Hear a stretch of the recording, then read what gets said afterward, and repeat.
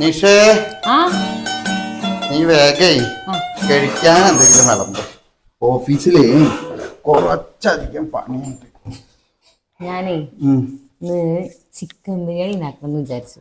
എടി ചിക്കൻ ബിരിയാണി ഒക്കെ ഈ നേരത്തെ എങ്ങനെ കഴിക്കുക? എന്റെ വയറ് ആകെ അപ്സെറ്റ് ആയിട്ടിരിക്കുക.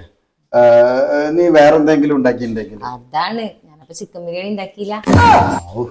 ഇത് വെജിറ്റബിൾ ബിരിയാണിക്ക് ഇങ്ങനെ കഷ്ണമൊക്കെ അരിഞ്ഞു വെച്ചു. അത് കുഴപ്പമില്ല. എണ്ണയൊക്കെ വഴറ്റി അത് അരി കഴുകാൻ വേണ്ടി എടുത്തപ്പോ ഒരു പിടി അരിയുടെ കുറവുണ്ടായിരുന്നു.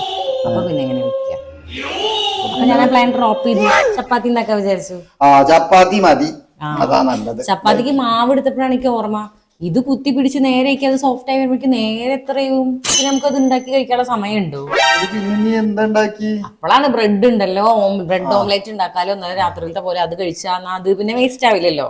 അതുകൊണ്ട് ബ്രെഡൊക്കെ ചൂടാക്കിയൊക്കെ നേരേക്ക് വെച്ചു. ഫ്രിഡ്ജ് തുറന്നു നോക്കുമ്പോഴാണ് ഓർമ്മ, നമ്മൾ ഇന്നലെ രാത്രി ആ മുട്ടൊക്കെ കഴിച്ചില്ലേ. അപ്പൊ ബ്രെഡ് ഓംലെറ്റും ഇല്ല. നീ വേറെ എന്തെങ്കിലും ഉണ്ടെങ്കിൽ അത് എടുത്തിട്ട് വാ. നമ്മൾ ഇന്നലെ വേസ്റ്റ് ആക്കി കളയാൻ വെച്ച കുറച്ച് ചോറ് ബാക്കിയില്ലേ? നമ്മൾ ബ്രെഡ് ഓംലെറ്റ് ഉണ്ടാക്കിയോണ്ട് ചോറ് ബാക്കി ഉണ്ടായിരുന്നല്ലോ. അപ്പൊ പഴങ്കഞ്ഞി അത് എടുക്ക്. അത് ഞാൻ ആവി കയറ്റി വെച്ചിട്ടുണ്ടായിരുന്നു. അല്ല അത് ഏട്ടനുള്ളതില്ലേ, കുറച്ചേ ഉണ്ടായിരുന്നുള്ളൂ, അത് ഞാൻ കഴിച്ചു. അപ്പൊ ഞാനിപ്പോ എന്താ കഴിക്കുക? അതിപ്പോ നിങ്ങളല്ലേ പറഞ്ഞത് ഞാൻ ഇപ്പൊ ബിരിയാണി ഉണ്ടാക്കിയായിരുന്നു ഞങ്ങൾക്ക് കഴിക്കാൻ പറ്റില്ലാന്ന്. എടി ചിക്കനൊക്കെ ഈ നേരത്ത് കഴിച്ച അല്ലെങ്കിലോ വയറ് അപ്സെറ്റ് ആയിരിക്കും, ഞാൻ പറഞ്ഞില്ലേ. അതാണ്. അപ്പൊ ഞാൻ ഇന്നേ ചിക്കൻ ബിരിയാണി അങ്ങനെ ഉണ്ടാക്കി വിചാരിക്കാം. എന്നിട്ട് നിങ്ങൾ എന്താ ചങ്ങ ചെയ്തു, എനിക്ക് കുക്ക് ചെയ്യാനൊന്നുമില്ല.